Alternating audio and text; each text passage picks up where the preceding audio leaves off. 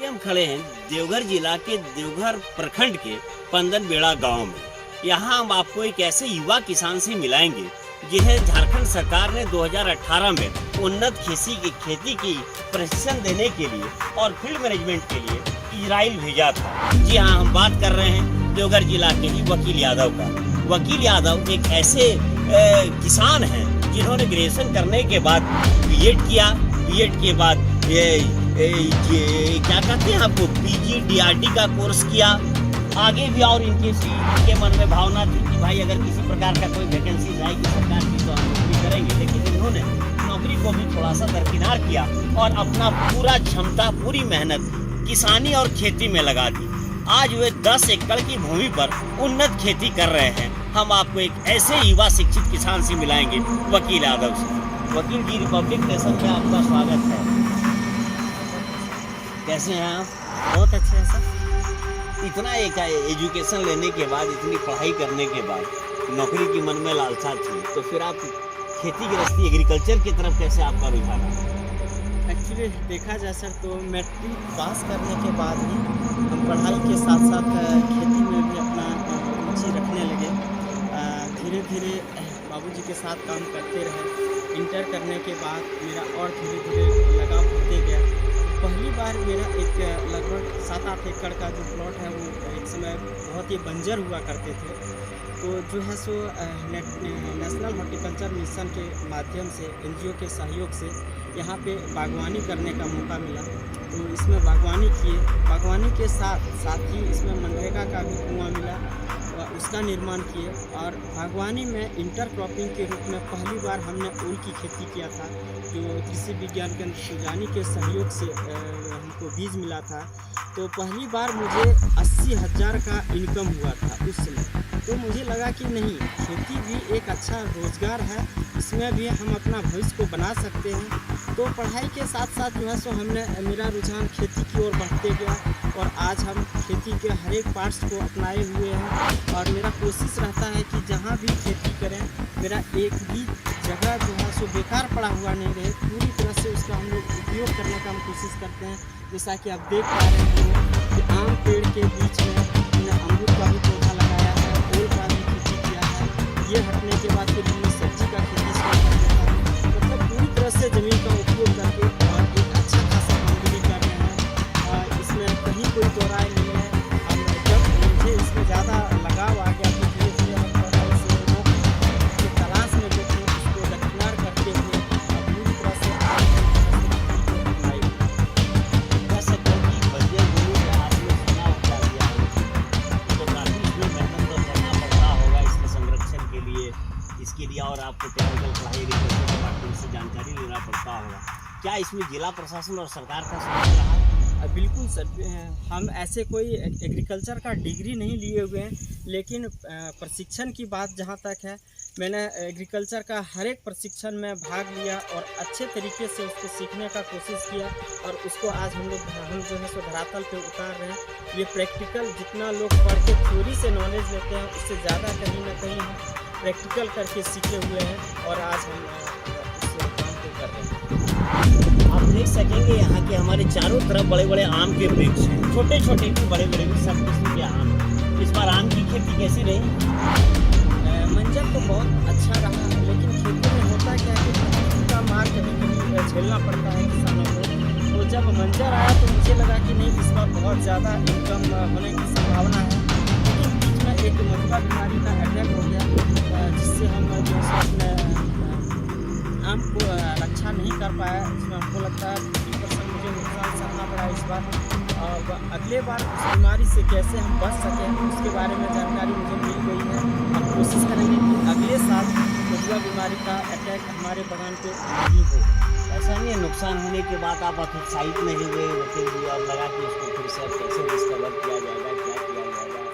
बिल्कुल, अगर कोई भी किसान किसी एक चीज़ को पकड़ के चलते हैं तो स्वाभाविक है कि उसको नुकसान होना है। और वहीं पे लोग एक कहावत के रूप में कह देते हैं कि खेती करना में सफादे का सौदा है। लेकिन नहीं, आपको कॉन्सेप्ट चेंज करना होगा। आप अगर खेती करते हैं, किसानी करते हैं, तो खेती का जितना आयाम है आप सबको अपनाइए। अगर जैसे मान लिया जाए कि इस बार हमें आम में अगर लॉस हुआ, तो आप देख सकते हैं इसके बीच में हमने इंटरक्रॉपिंग के रूप में ओल का खेती किया। दिखाइए भाई गुरु जरा, इंटरक्रॉपिंग करके इन्होंने हाइब्रिड ओल का यहाँ पर खेती किया है। और आपको आश्चर्य लगेगा कि इसके तना को जब आप देखेंगे तो पता ही नहीं चलेगा कि किसी वृक्ष से कम है। माने इसको कितना, कैसे इसकी सारी व्यवस्था की है आप? तो मैं बता रहा था सर कि लॉस की बात, तो आम में जैसे लॉस हुआ तो उसकी भरपाई हम ओल से कर रहे हैं। मान लिया जाए एक फसल में अगर नुकसान होता है तो दूसरा में हमको लाभ हो जाता है, तो इस तरह से मैनेज हो जाता है। हमें इसको निराशाजनक स्थिति पैदा नहीं होता है। कभी कभी मान लिया जाए कि बहुत ज़्यादा बारिश होगी, बहुत ज़्यादा बारिश हो जाती है तो फसल नुकसान हो जाता है, लेकिन वहाँ पे हमको मछली पैदा दी जाती है।